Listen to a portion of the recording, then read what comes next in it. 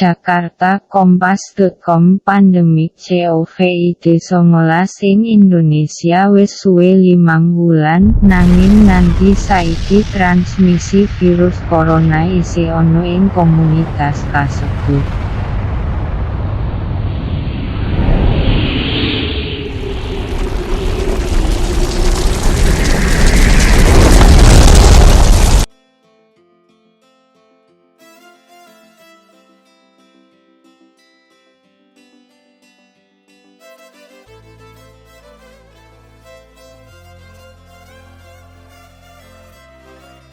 Jakarta Kompas.com. Pandemi COVID-19 di Indonesia sudah berlangsung 5 bulan, tetapi hingga saat ini penularan virus corona masih terjadi di masyarakat.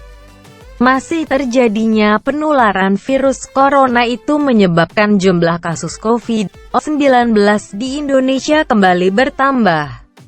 Informasi ini terlihat dari pembaruan data mengenai pasien dan kasus COVID-19 yang disampaikan Satuan Tugas Penanganan COVID-19 melalui situs covid19.go.id pada Senin, tanggal 3 Agustus tahun 2020 sore.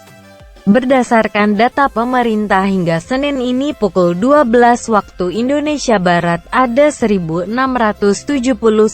kasus baru COVID-19 dalam 24 jam terakhir. Penambahan pasien baru itu menyebabkan secara akumulasi kini ada 113.134 kasus COVID-19 sejak pasien pertama diumumkan pada tanggal 2 Maret tahun 2020. Kebijakan pemerintah terhadap dunia pendidikan mengharuskan kegiatan belajar dilaksanakan secara daring. Oleh karena itu perlu strategi agar siswa dapat mengikuti kegiatan belajar secara daring dengan baik. 4 strategi pembelajaran daring di masa pandemi COVID-19. 1. Tetapkan manajemen waktu. Atur waktu belajar dengan teratur. Kerjakan dengan fokus tugas yang dibebankan guru atau dosen. Hal ini lebih mudah dijalani jika pihak sekolah atau universitas memberikan batasan jadwal akses daring kepada murid-muridnya.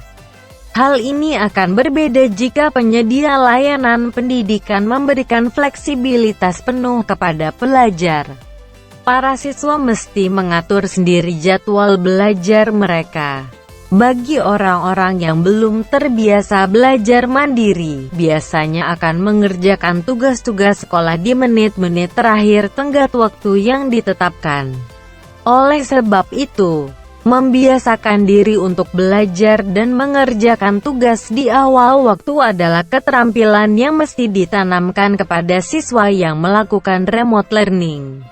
2. Persiapkan teknologi yang dibutuhkan. Para murid harus mengetahui peralatan-peralatan apa saja yang dibutuhkan untuk melakukan pembelajaran jarak jauh.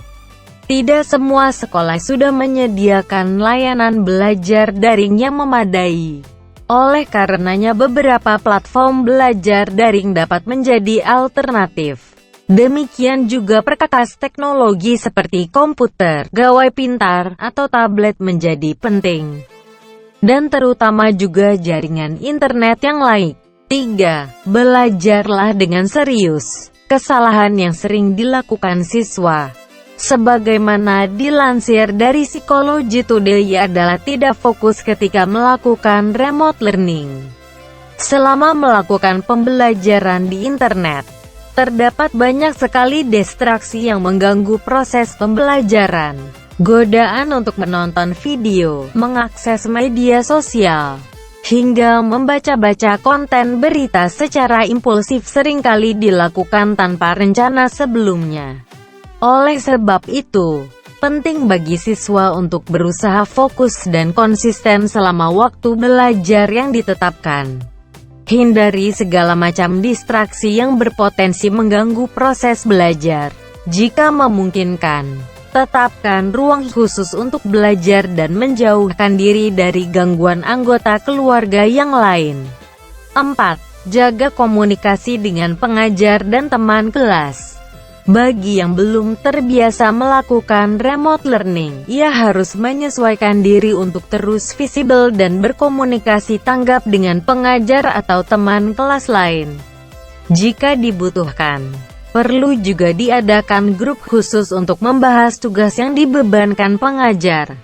Kendati tidak harus dilakukan dengan tatap muka, komunikasi mesti terjalin dengan baik untuk menghindari kesalahpahaman.